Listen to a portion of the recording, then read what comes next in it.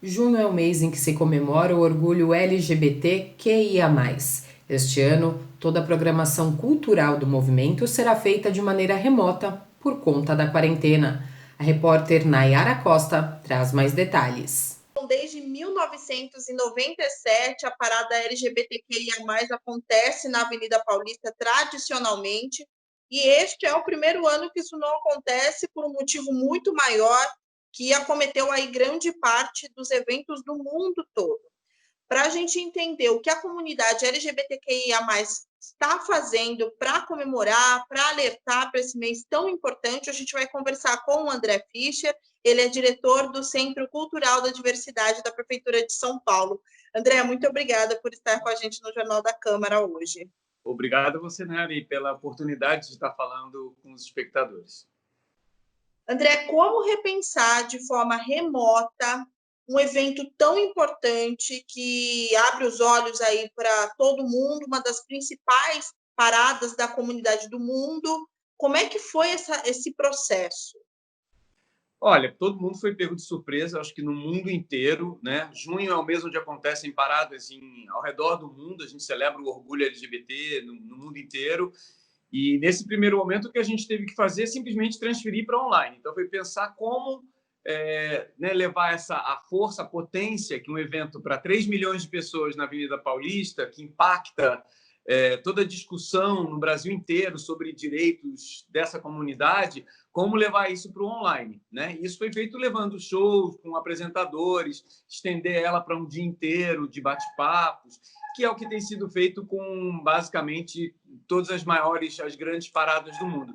São Paulo é a maior de todas, então ela tinha essa pressão ainda por cima de ser um evento grande online também, e acabou sendo. Agora, como você bem lembrou, este é um mês do orgulho LGBTQIA+, então durante o mês todo a gente pode esperar uma programação, o que vai acontecer? Olha, eu posso falar assim, pelo lado do Centro Cultural da Diversidade, porque a parada aconteceu esse evento. No caso da Secretaria Municipal de Cultura, em todos os equipamentos tem alguma programação, né, celebrando essa temática. E no caso específico do Centro Cultural da Diversidade, que tem uma programação o ano inteiro dedicada a essa temática da diversidade sexual, com foco na produção artística LGBTQIA+, a gente tem uma programação diária. Então, além das lives que a gente tem desde o começo da pandemia, às 7 da noite, falando com várias, não apenas com personalidades nesse mês do meio artístico, mas do meio político, do meio empresarial, de pessoas que estão atuando no segmento LGBTQIA+, a gente tem também performances. Então, 4 vezes por semana, além das lives, a gente tem shows às 9 da noite. E, além disso, produzindo um conteúdo importante referente à nossa história, a história do movimento LGBTQIA+, para ser um mês onde a gente possa realmente se aprofundar na nossa história e nessa discussão. Para a gente terminar, André, queria que você deixasse uma mensagem, então, para esse mês. Está todo mundo passando por um momento muito difícil, claro que uns mais do que outros. Como que a comunidade deve se direcionar neste momento, nesse momento aí de dificuldade?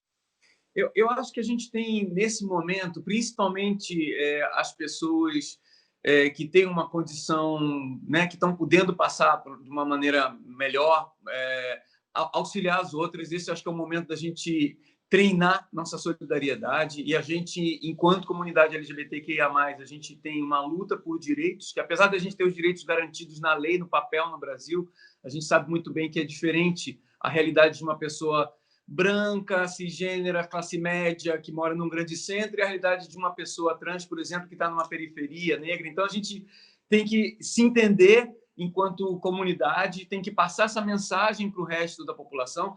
A comunidade LGBTQIA+, teve um papel muito importante nas questões todas relacionadas à saúde nos anos 90, na década passada, e eu acho que a gente tem que ter esse protagonismo também nesse momento onde a solidariedade é um valor muito importante. Então, acho que cabe a gente, LGBTQIA+, aos nossos aliados todos, que a gente sabe que a gente tem milhões de pessoas aliadas a essa causa também, a gente pensar no próximo e pensar especialmente nas pessoas que estão mais vulneráveis nesse momento. Muito obrigada, André. Bom mês aí de comemoração, de militância para vocês. Claro que para vocês não é só um mês, né? O ano todo e sempre. Obrigada, viu? Eu que te agradeço.